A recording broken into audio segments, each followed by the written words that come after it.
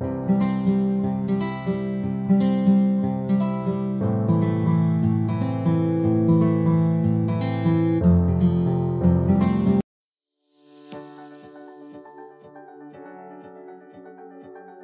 good morning and welcome to the Great Transitions Senior Living Seminar Series. We are delighted to have everyone in the room today, and we are delighted to welcome our online community on Facebook Live. We are going to have a Q&A at the end, but for those of you that are watching on Facebook Live, if you have any questions, just drop them in the chat. We will do our best to get to them at the end after we wrap up. A little bit about Great Transitions. We've been doing seminars for over 10 years in the Winter Park area. And it is the Great Transitions Senior Living Seminar Series is an educational program that pairs with our real estate business, because our system is that of working with seniors as their lifestyle and housing needs change over the years.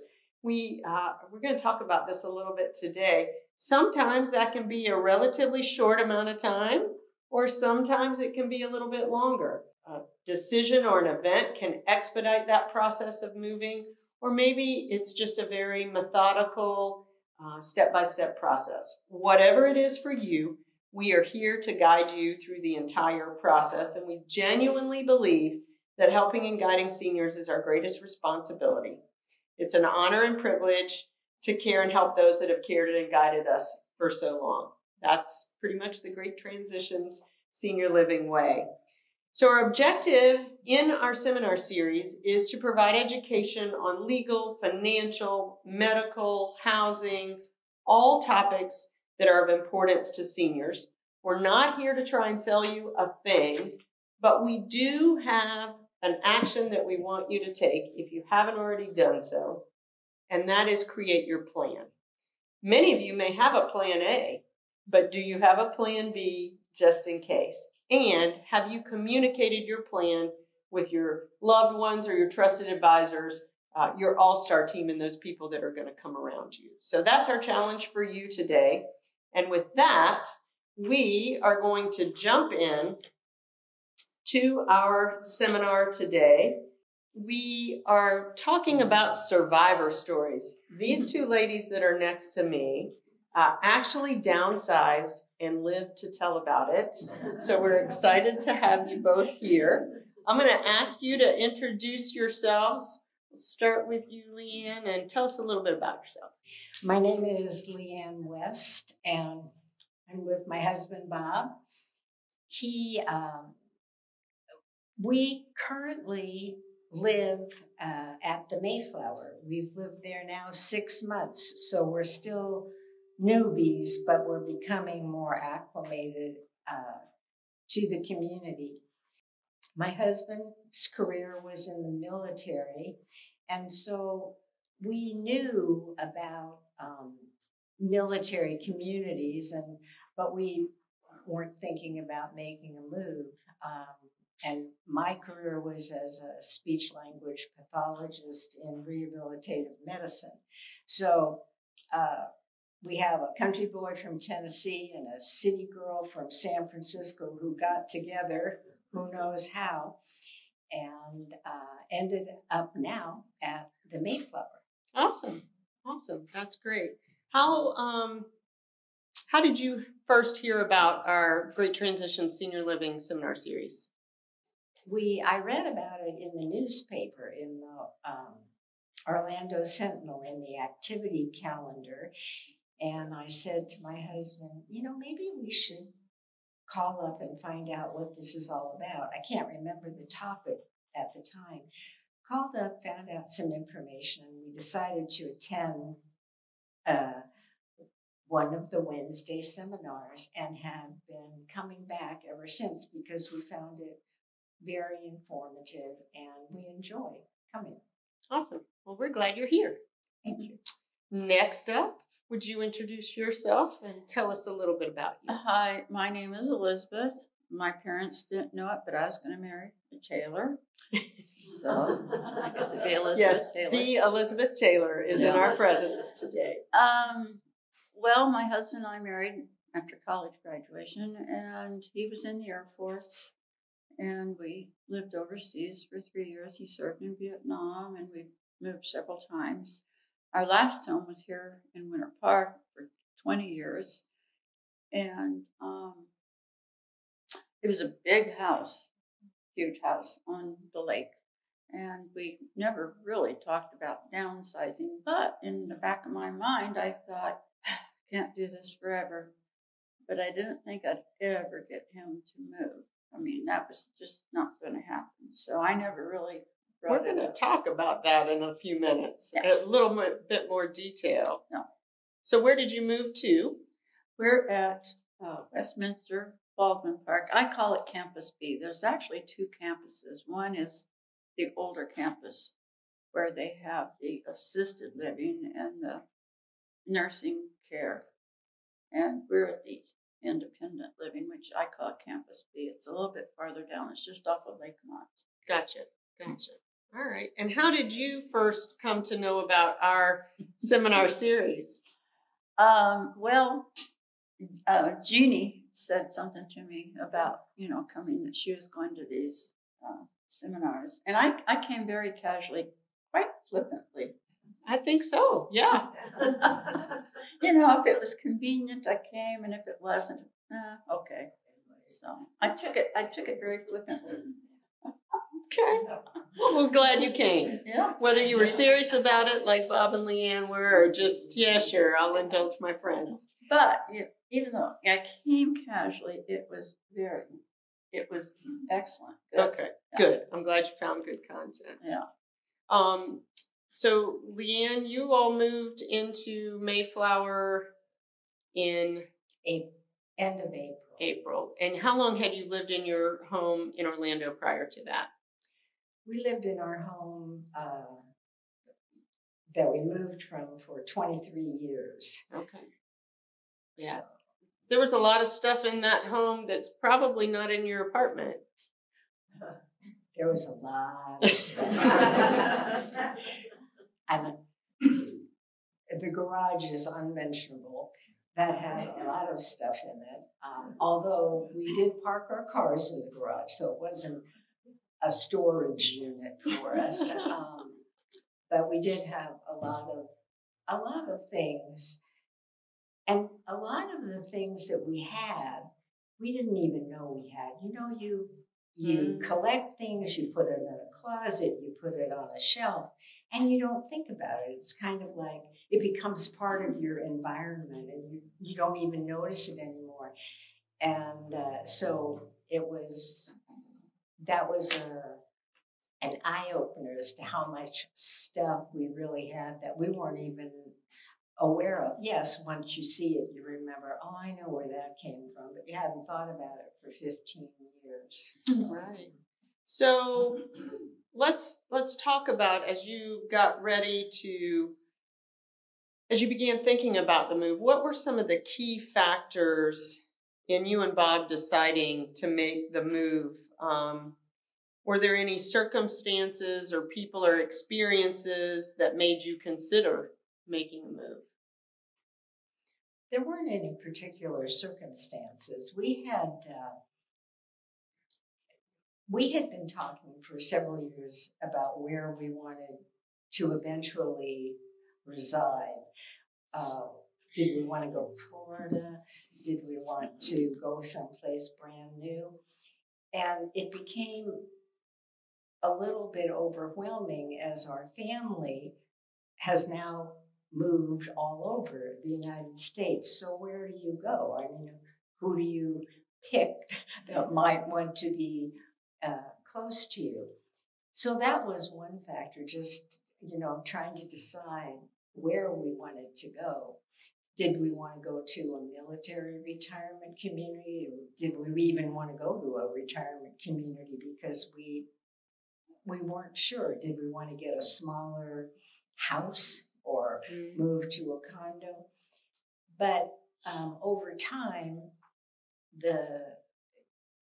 our neighborhood was changing, which is great because younger and younger people were coming in, but we didn't really have we don't have too much in common with people raising middle schoolers. Those years are behind us. So we looked at the neighborhood. We looked at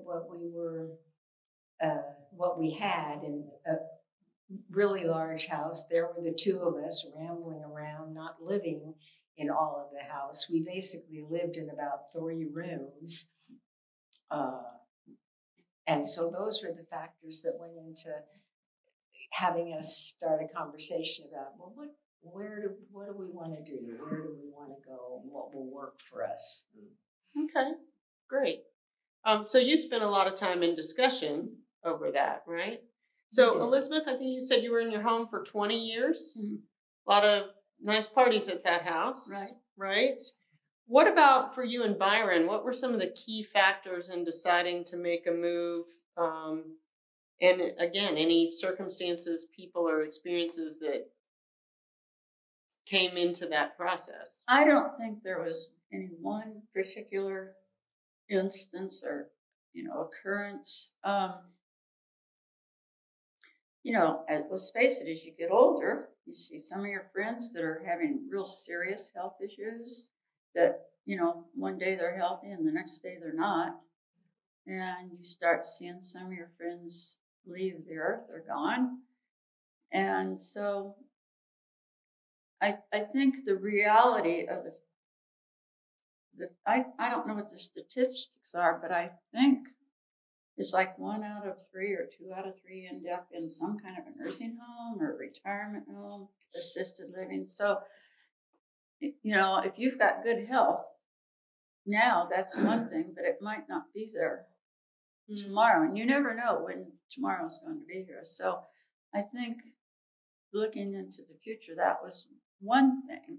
We don't have children, so there would be no one that, if you've got kids, there's always going to someone that'll step up to the plate. Maybe. Well, that's true. And so, you just have to try and be realistic about, as you're getting older, what you're facing. And so we never really discussed it, but okay. You want me to tell about the rest of that? Well, I think our next question is going to address that. Okay, right? Just, we were there 20 years and I think it was time to go. We also had, stuff in our home that we weren't using. And the master up, we had a 2-story, and the master up, falls are one of the big issues as you get older, and going up and downstairs every day. With a dog. Yeah. So I think having a master on a first floor was also, something we were thinking that might be a good idea. Yeah, absolutely. Leanne and Bob, I know you guys are very methodical. A little bit of research into this whole process. Did you study your options? And once you finally found where you wanted to go, then how long was it once you actually moved there? We did do research. We looked at, first we decided that we would stay in Florida. We were, we couldn't figure out where we would really want to go. And we were familiar with Florida. We'd lived here a long time. So we decided to stay in Florida. And once we decided that, then we thought we ought to start looking at some of these communities. Visited them, got some information, and then went home and kind of talked about it, researched it a little bit, and decided what location, what area we wanted to live in. And then after that, we, once we made the visitations and got to know more about the various communities, then we made we narrowed it down. We actually narrowed it down to 3, and then when we finally decided where we wanted to move, the process leading up to that took probably about a year. And once we made the decision, we knew when we wanted to move and what time of year, and everything just fell into place. And so it took about probably 6 months from when we actually decided where we were going to go to the actual move-in. Okay, so a couple of years in the whole systematic process, and then about 6 months from, yeah, we're ready to get situated. A couple of years talking about it, and then about probably 9 months between all of the visiting all of the sites and making the decision. Okay. So I love that. That's kind of textbook the way you would want to do it. There were no health crises or anything that made it sudden. You weren't pressured. You just kind of went on and worked through the whole process. Elizabeth, your experience was a little different. So I have to tell you, you flippantly came to a couple of our Downsizer Club meetings. Mm-hmm. And we do a year-end evaluation at our Downsizer Club meetings where everybody gets to self-reflect a little bit on their downsizing process. And on that sheet, I remember Nicole and I were going over them in the office, and we're like, should we take Elizabeth off the list? Because she said she's going to be in her house for another 10 years. That was last November. Yeah. So tell us a little bit about your process. Well, you said about, 36 months, you think? Maybe, total? 24 to 36. 24. Well, I've got her beat. Mine was 45 days. It's interesting because, like I said, I didn't think we would ever move. My husband I just thought, his feet are planted here and this is it. Well, so I go to Claremont in the fall. It's the perfect time to go to a winery, have some wine and a lunch with some friends.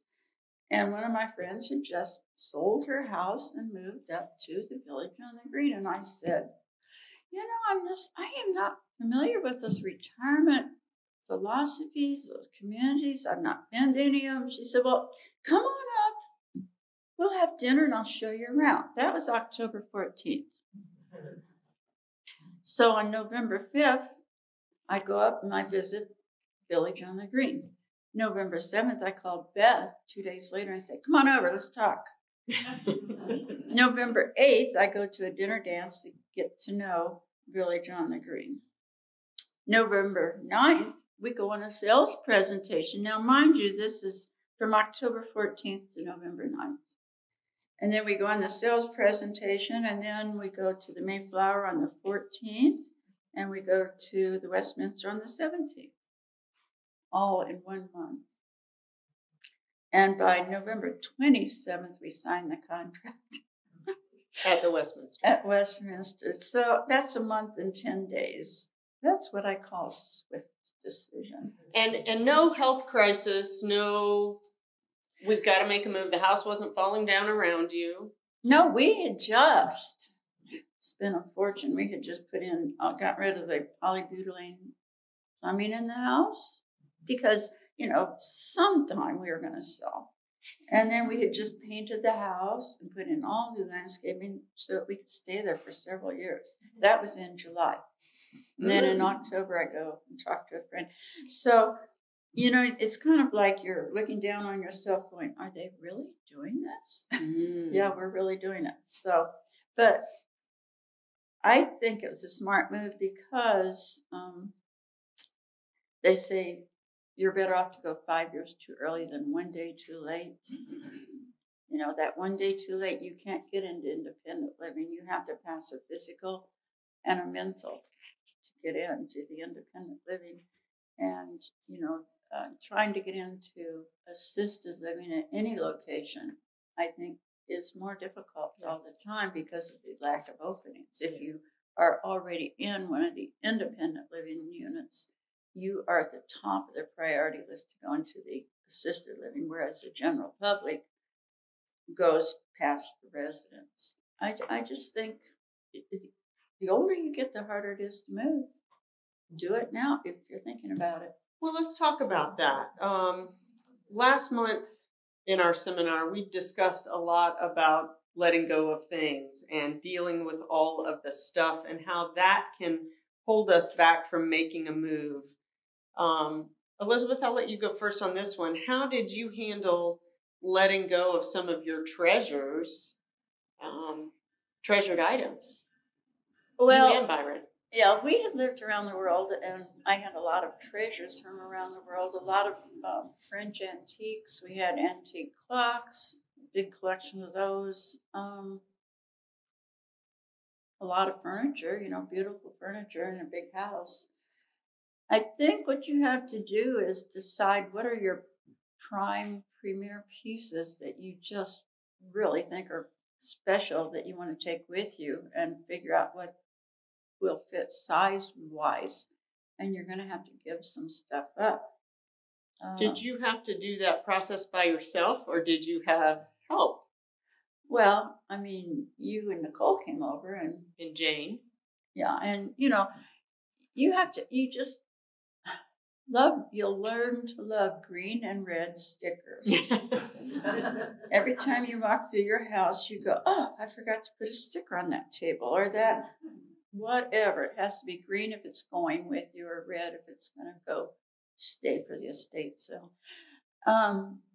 I think you just have to mentally say we're moving on, and everything's not going with us. Okay.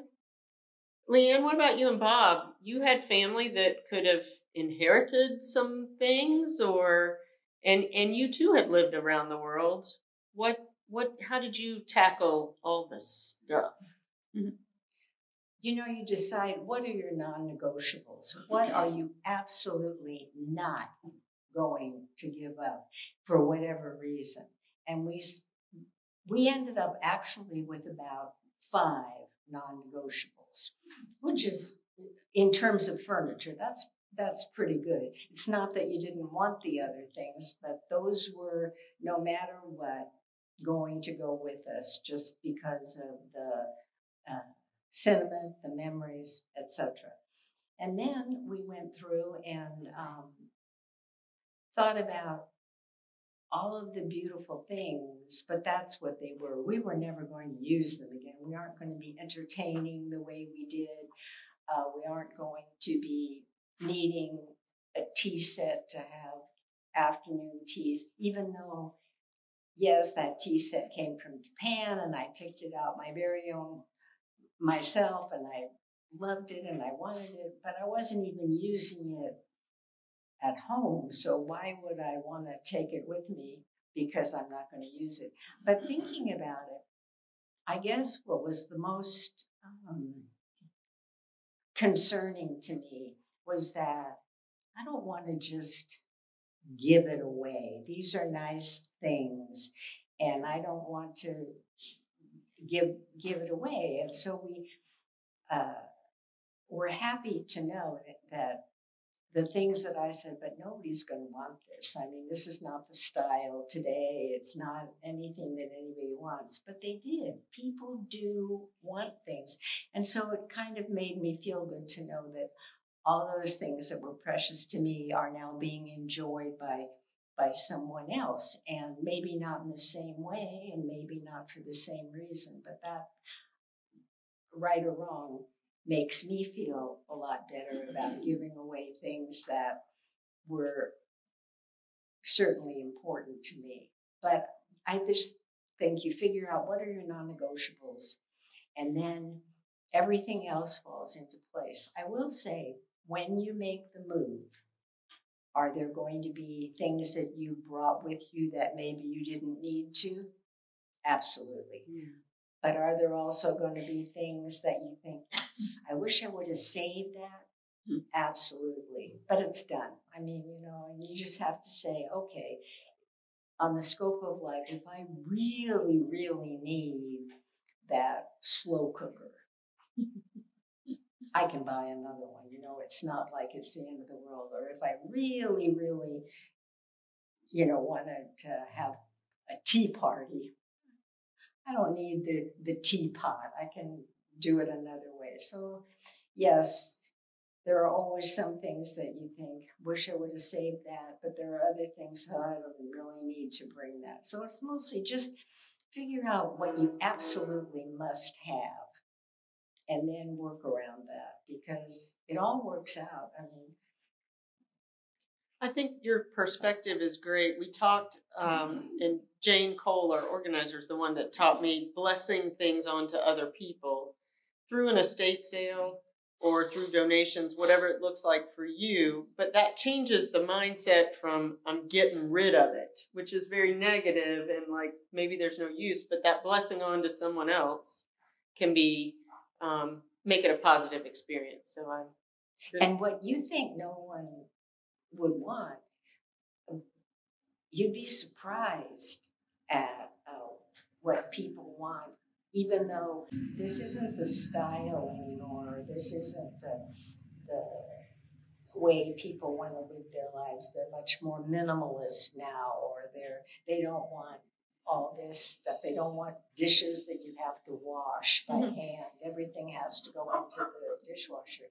But I was just blown away by how many young people want those kinds of things. So just don't think that, well, I'll never get rid of this and I hate to throw it away, because I really was. I was shocked. And we had an estate sale, and the estate people said, they like your stuff. And I said, I see that. But I never would have thought that. I really thought that it was passé. So one of the items that is especially hard for a lot of people are photographs.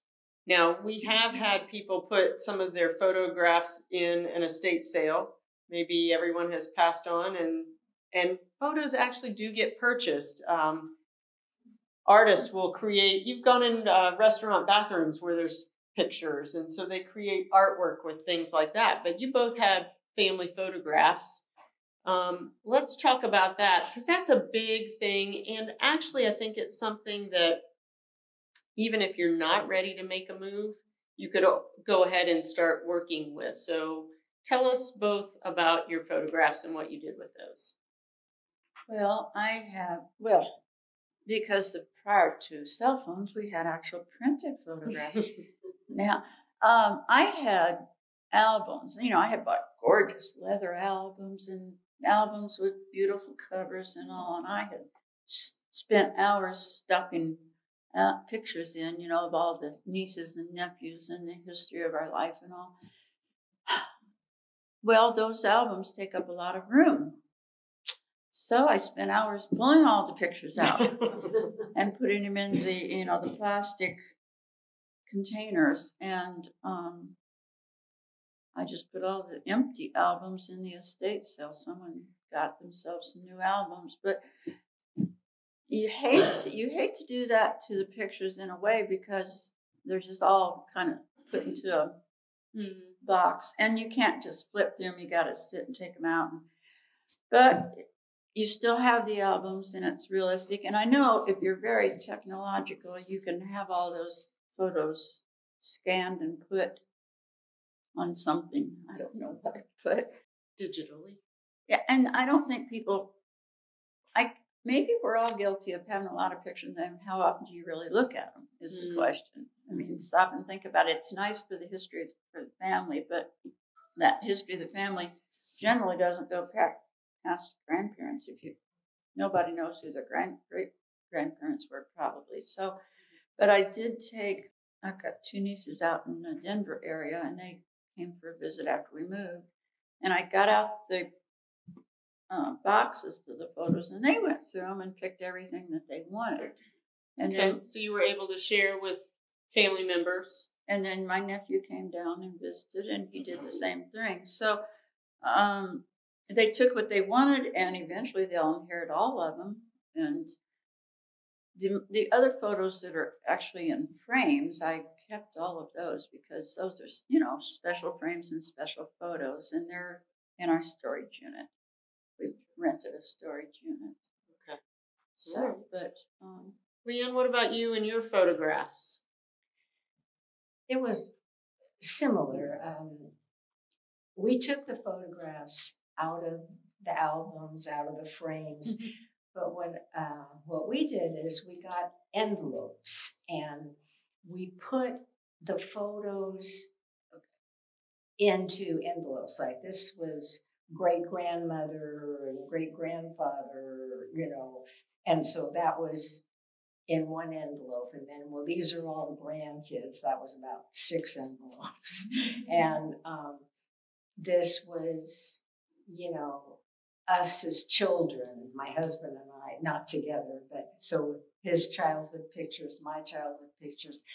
And at the time that we were doing this, we knew we wouldn't have time to really go through and look at all those pictures to see, are there duplicates? Do we really even know who this person is in this photograph? Mm-hmm. So having them in envelopes, we could put them in like a bin that, you know, you can get those Walmart or Target plastic bins. You put your Christmas decorations in. Well, we just stuck the envelopes in there and figured that we would go through that when we had more time. And we have not, I mean, an envelope at a time. But, right.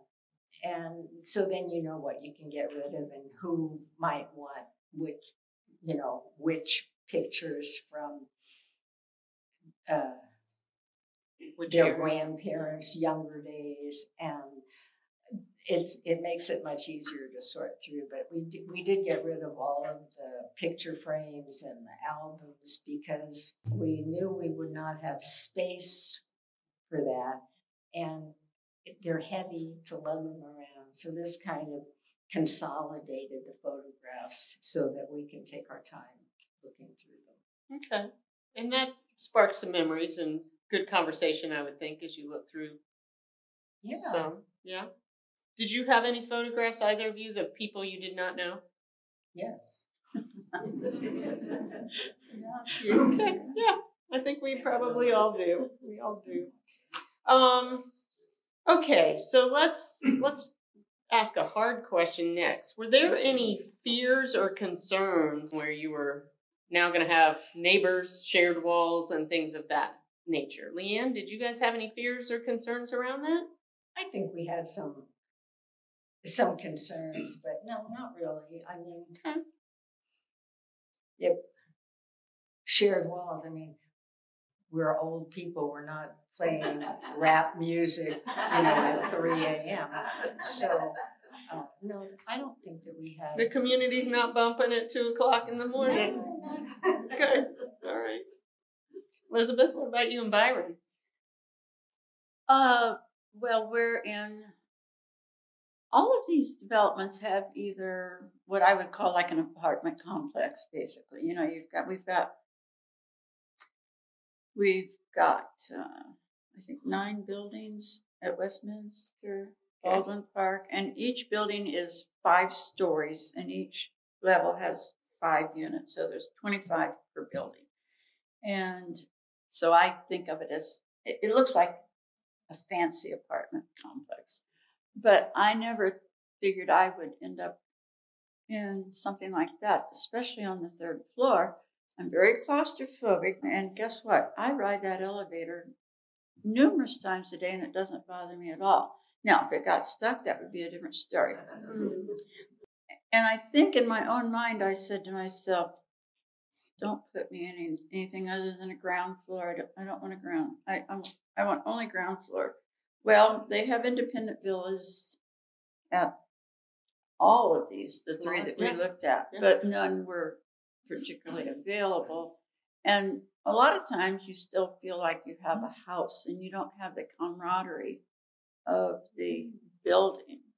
And she mentioned military and I mentioned military, and I grew up military brat. So you will, in my opinion, you will never find the same camaraderie as you do in the military. It's just a world of its own. And when you move to one of these retirement communities, I think you do get some camaraderie that you don't have in a typical neighborhood. I mean, how many of you know all 12 neighbors? Yeah. I knew 12 people within a week after we moved in because we were welcomed. And so I think at first I thought, oh, I don't know if I'm going to like riding that elevator. But I did think that the friendships would be there. When we moved in, they brought us flowers, orchids, they brought us cookies, they brought cards, they welcomed us, they invited.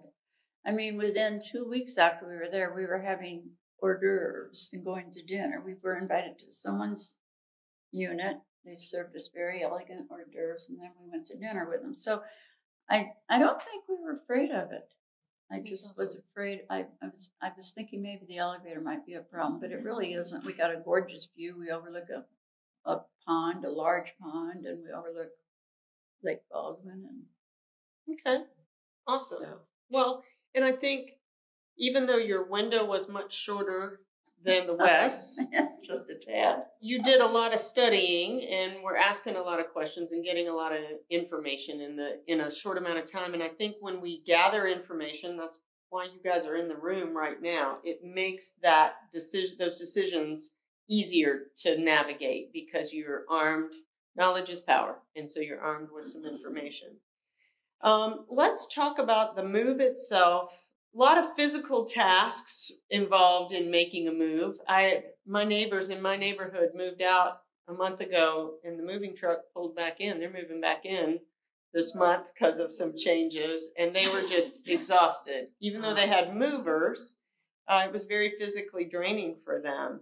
How did you handle dealing with the physical side of all of this move? And oh my goodness, what are we going to do? We didn't. You didn't. We left it to great transitions. Truly. All we did was make the decisions of what we would keep, what we would keep. But the great transitions team really did the heavy lifting, and so physically we did nothing. I mean, it was very straightforward, very seamless, worked out very well. We consider ourselves experienced movers, and I think anybody who's moved can consider themselves an experienced mover. But even with all of the past moves that we have made, we really did learn new ways to sort things because we had an organizer come in and help us to organize what we knew we wanted to take. And it made it so easy because while we were still living in our home, we had access to the things that we needed, but we also knew that, okay, we're not taking these, so they went in a different place and we didn't even have to think about it. And so that was helpful. As far as the physical move of the furniture and stuff, obviously we didn't participate in that other than to make sure everything that we wanted to get moved got moved.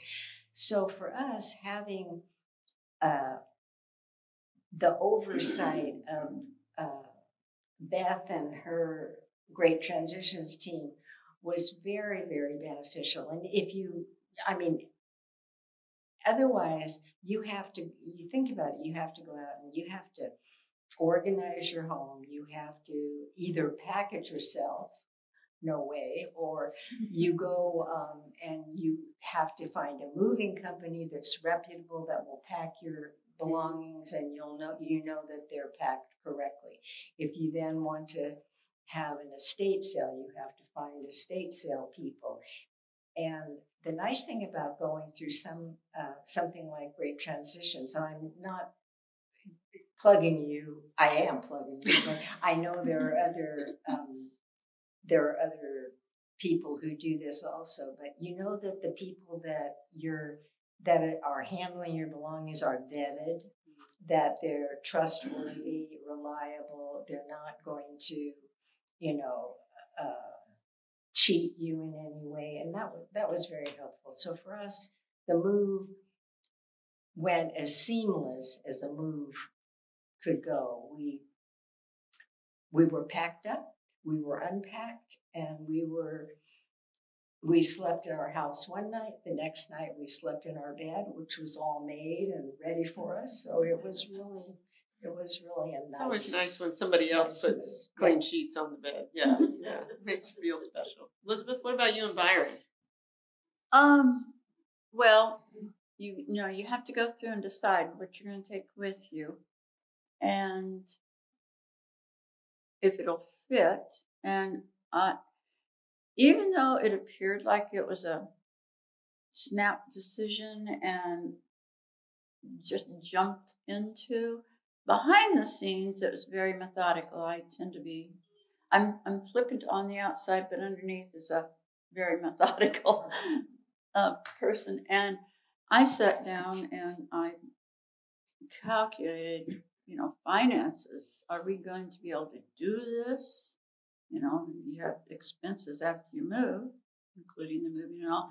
So I was very methodical. And then I went over and visited the vacant unit that we were moving to at Westminster numerous times. I bet I was over there at least 5 different times. I measured every room, every wall down to 6 feet, 8 inches, 10 feet, 4 inches. You know, I measured it. I measured the floor. And then I went home and I measured all the furniture and I went back. I took photos of every piece of furniture and every painting, anything that was going on the walls. And I either taped it on the floor where the carpets were going, or I outlined where the furniture was going with a picture for the movers. So, you know, I tried to make the move as seamless as possible. So I will say that our move manager usually sits with our clients and does a floor plan, right? And goes through that. And she did that with both of you. However, both of you also had done that on your own. You had your diagrams and knew where everything was going. And so I think that 5 years too early kind of thing, you had the energy to get involved with that aspect. Well, and the other thing that I would reinforce is that, you know, moving is, at our age, you've got a lot of things and you're not as agile as you were when you moved 20 years ago or 40 years ago or however. And there's a lot to be done because it's such a big transition and move. You know, you're not taking everything with you. So you got to decide what's staying and you got to have an estate sale or do something.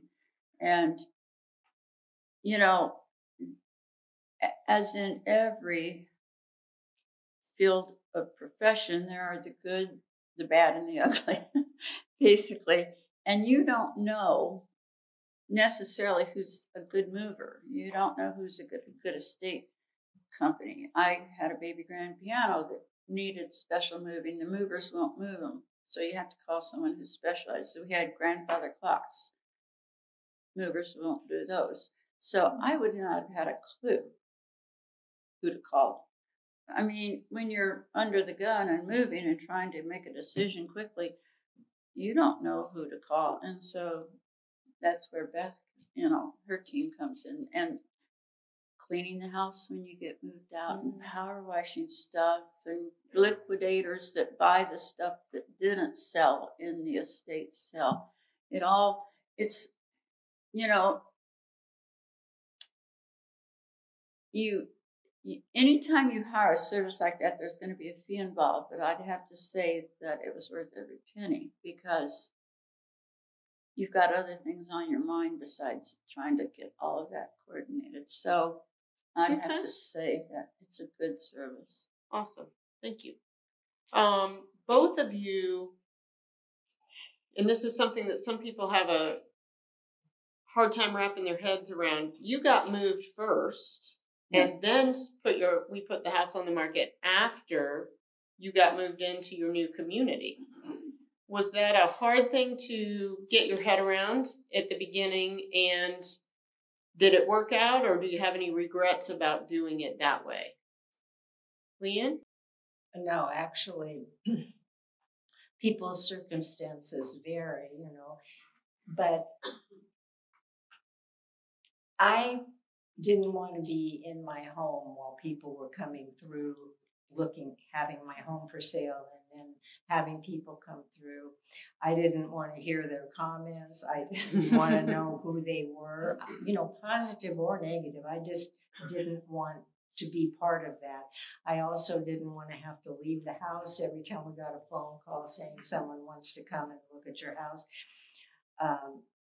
I wanted the things that were important to me, to my husband, to be out of the house before anybody was going to start looking through the house. Now, not everyone can do that because it is probably more costly to do that if you don't have a place to go to, or you don't have ways to handle the financial aspects of that could become difficult. But I will say, in terms of retirement communities, most all of the communities will work with you if you know that you're going to sell your house and those are going to be some of the assets that you will be using to move into your new residence. They will work with you to allow that to happen. So that can offset some of the fears and concerns that the cost can generate. But once we were out of the house, then we had the estate sale so that everything that might be purchasable was handled. And then the house was cleaned and put on the market. I guess there are two sides to it. Some people say that individuals looking at homes can't picture the home if it's empty. It's like they can't figure out how their belongings are going to fit into this home. So having an empty home can be a detriment, but having your furnishings in a home or having it staged can also be a detriment, because if the buyers don't have the same type of furniture or the same colors, schemes, or anything else, then that can be a detriment. So sometimes it's better to just let the house sit, let the people look at the bones of the house, see what it is, whether they can picture all their furniture and belongings in it or not, as opposed to having my tastes or a stager's tastes dictate what they think looks good in the house. So, it's a toss-up. I have no regrets. My husband has no regrets that we moved first and sold after. I mean, for us, that's what we wanted to do. We were able to do that, and it worked out very well. But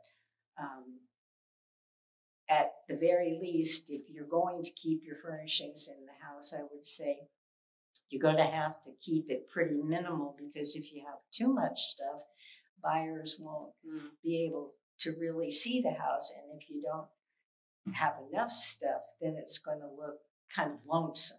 You've got these big rooms with one chair in it or something. Right. So for us, it was the best way to do it. It was to move first and then sell after. And fortunately, if the market is good, the house doesn't sit for that long. So it's the whole process for us, start to finish, took about, from the time that we moved to the time that we had a sale, took about 2 weeks. And then we had closing beyond that, but we were under contract pretty quickly. But the house sold. We moved, had the estate sale, had it cleaned, put it on the market, and it sold. And that was 2 weeks. Elizabeth, your profession for many years was real estate. So I have a kindred soul when we sat down for our listing consultations and started talking through the process. Talk about selling the house after you move out. How did that work for you and Byron? Well, I didn't like the idea personally. I thought, oh my God, we are signing on the dotted line for a small fortune here. Moving into these communities is expensive. And, we got a mortgage payment, and then we're going to have a payment where we move, and we owe a lot of money where we're moving. So I'm thinking, oh my gosh, and what if the house doesn't sell for a year or whatever? You know, you don't know how long it's going to take. I mean, if you're in Baldwin Park itself, those houses go like, what? Overnight, and they go for top dollars. Just amazing. Location, location, location. And we were in an area where we were on 2.5 acres, and I didn't know, on a lake. I used to say we were out in the boondocks because it was so wide open, very rural. And I thought, oh, what if it doesn't sell fast? And even as a realtor, I had been out of the business for about 8 or 9 years, and so I wasn't current on pricing or marketing, etc. But we listened to Beth, and she said, you know, move and take everything and get the house empty.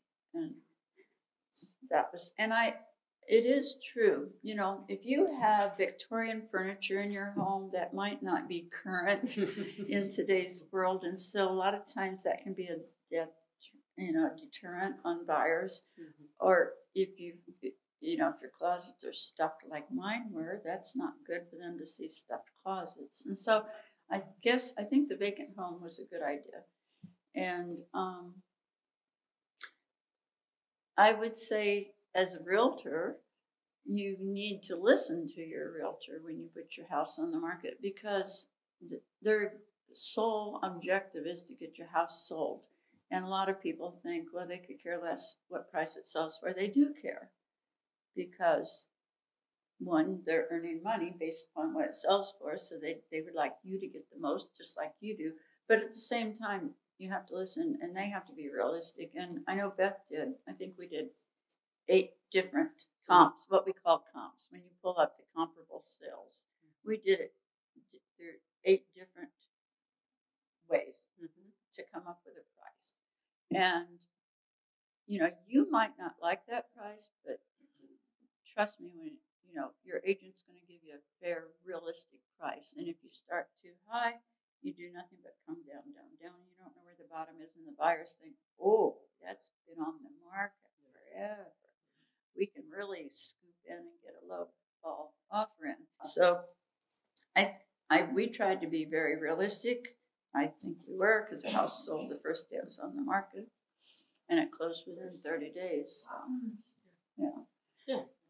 So it worked out well. Yeah, very well. And you were able to begin working on getting adjusted to your new life in your new communities. Yeah. I think we're going to take some questions. Before we do, any words of wisdom or parting advice that you would like to lay down for your peers here in the audience today? Leanne? I think my advice would be, once you've done all of this homework and you've made your decision, I think that the smartest thing that you can do is don't look back. Don't second guess yourself. Don't question your decision. Don't think of the woulda, shoulda, might'ves, what ifs. You've made the decision. Move forward. Forget, because you can't go back and change it. You've made the decision, and chances are you made the right decision, and it's only maybe the newness of the situation that is causing you to second guess yourself. And I guess if I had any advice to give, it would be, don't do that. You made the right decision.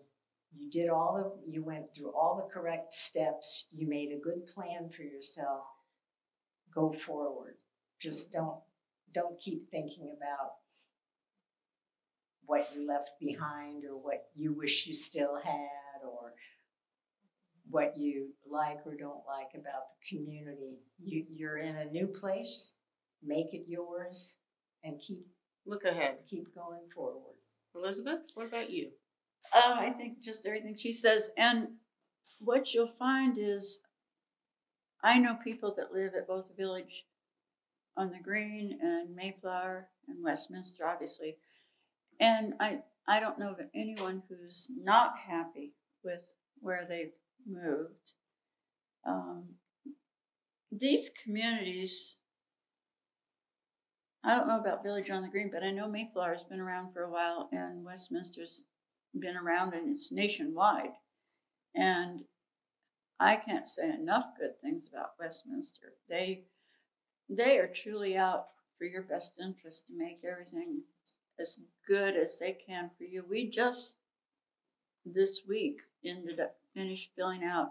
They hired a national company that does nothing but surveys at these retirement communities to ask the residents anonymously. You turn in your answers. You don't turn it into Westminster.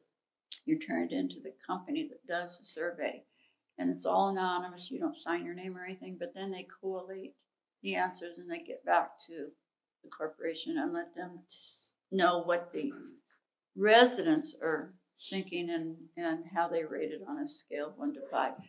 And I just watched Westminster during the hurricanes and the hoops they jumped through to ensure that everyone was safe. They brought people over from the West Coast to our facility and housed them. And they even volunteered and brought in people from a county where they had last-minute evacuations, mandatory evacuations, and that retirement community, I guess, didn't have any place to take them, and Westminster stepped up and said, bring them here. The point is I think it's a different way of living, but the people there are friendly and welcoming, and the corporation, it's in their best interest to make sure you're happy, because if you're not, the word will get out on the street and they'll go downhill. And once you go downhill, you can't come back up. So trust the process and look forward, and know that these communities are there to provide a vibrant lifestyle. Yeah.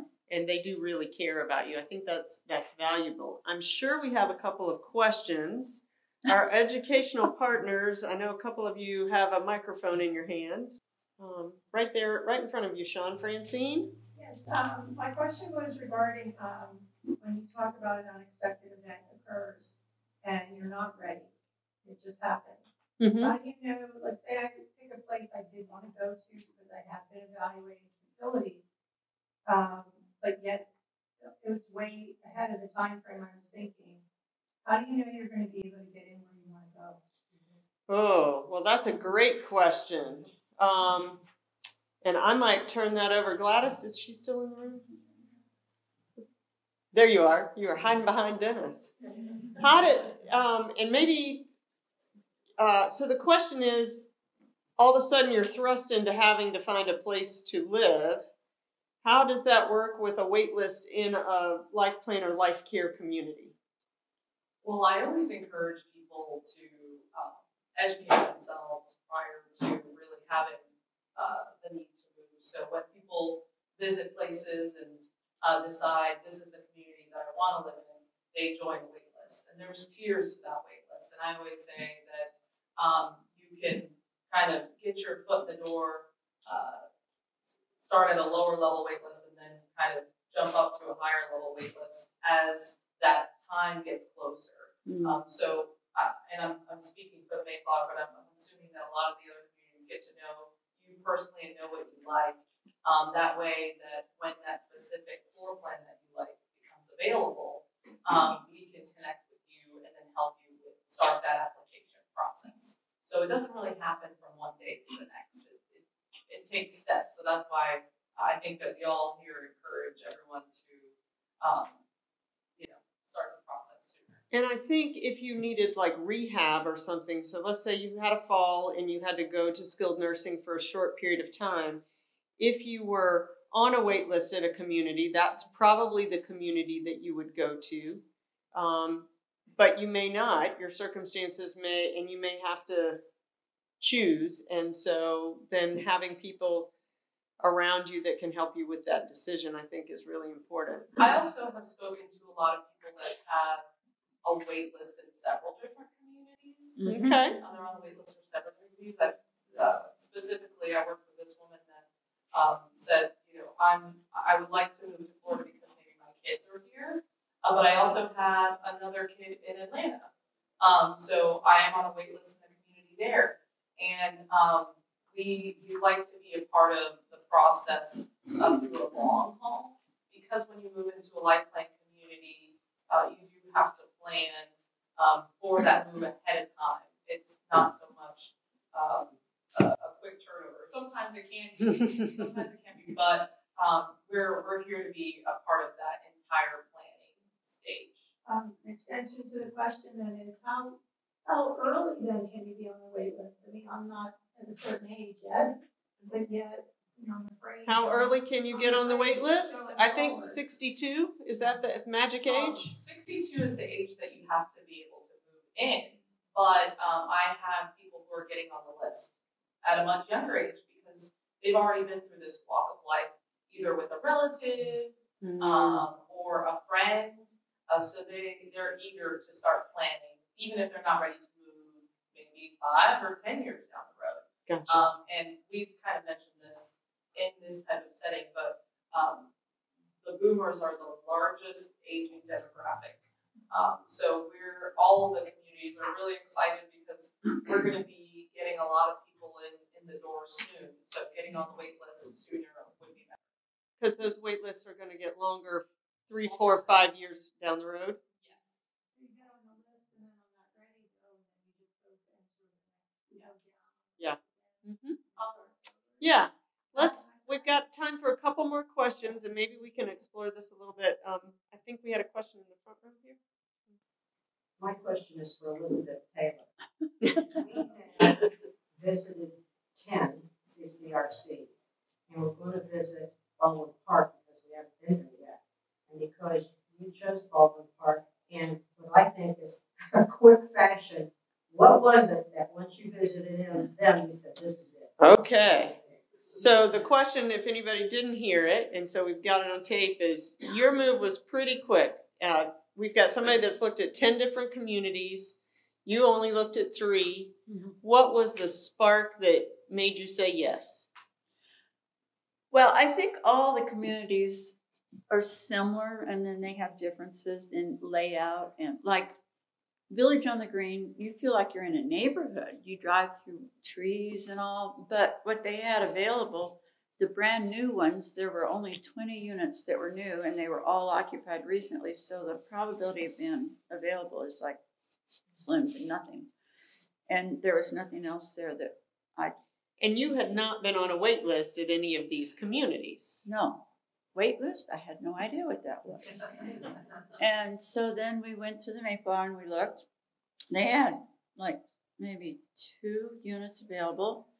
And then we went over to Westminster and they had 3 units. And the first one I didn't want because we were moving from a huge house and we wanted to have one of the larger units. And the first one we looked at, we didn't like. The second one we looked at, I could have lived in it. It was very nice.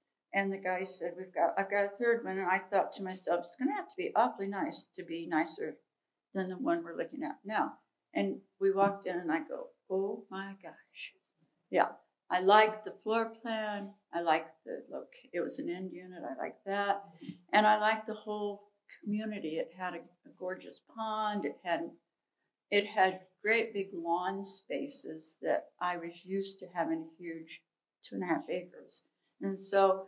And I also knew, I'd heard the horror stories, if you want to call them that, of people being on a wait list for 2 to 5 years. It's like, and you know, I can't tell you the number of people that lived there that told us that they were on wait lists for 2 to 5 years. Some of them moved into smaller units just to be there, to get on a wait list. Because if you live there, you go to the top of the wait list. And so I knew when we looked at ours, you better decide today. Today, do it. And so it was singing. We in real estate, what we say is the house singing to you. It was singing to you when you walked in. Yeah, and you know, why put it off? If you've made the decision you want to move, then and you found the right unit and the right development. And I think each development you have to decide which one seems to appeal to you. I like Westminster because it was close to Baldwin Park, which I've always admired Baldwin Park as a development. It's so well maintained and developed and continues to be. And so I just think you have to go with whatever unit you like. I've got close friends that live at Mayflower, Village on the Green. We only looked at those 3. So whatever one is available and you're comfortable with. I think we're about at the end of our time, but you two are going to stick around for a couple of minutes, so I think we can take questions. Our educational partners are going to be here as well to answer any questions. Just a reminder about the blue sheets, your survey. Let us know if you can come to our next seminar and anything else on there. Sean, I'm going to ask you to stand at the door and collect those on your way out. Next seminar is what to know before you go. That one's going to be a lot of fun. And we're going to have a few laughs in the middle of it. We might even tell some funeral jokes there. So hope you guys have a wonderful rest of the day and week. And thank you so much for coming. Take good care.